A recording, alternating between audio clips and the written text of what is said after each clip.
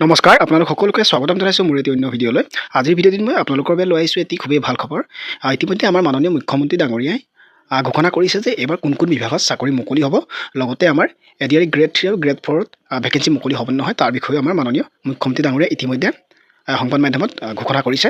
গতিকে মই আপোনালোকলৈ এই ভিডিঅ'টি আগবঢ়াইছোঁ। আমাৰ মাননীয় মুখ্যমন্ত্ৰী ডাঙৰীয়াই কোন কোন বিভাগত কিমান কিমান ভেকেঞ্চি মুকলি হ'ব তাৰ বিষয়ে কি কৈছেনো মই ভিডিঅ'টি আপোনালোকলৈ আগবঢ়াই দিছোঁ। চাকৰি পাম নে নাই, এডিআৰই হ'বনে নাই, পুলিচৰ চাকৰি ওলাবনে নাই, এইবাৰ মই ৰাইজক কৈছো যে ৰাইজ এইবাৰ আমাৰ চৰকাৰ হলে আমি 2 লাখ ল'ৰা ছোৱালীক চৰকাৰী চাকৰি দিম।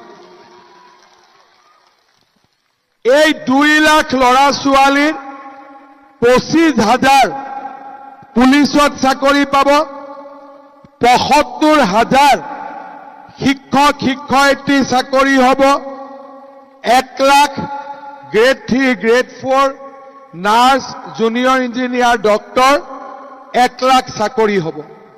টোটেল 2 লাখ চাকৰি। যোৱাবাৰ দিলো 1,65,000, এইবাৰ হ'ব 2 লাখ, টোটেল 3,65,000।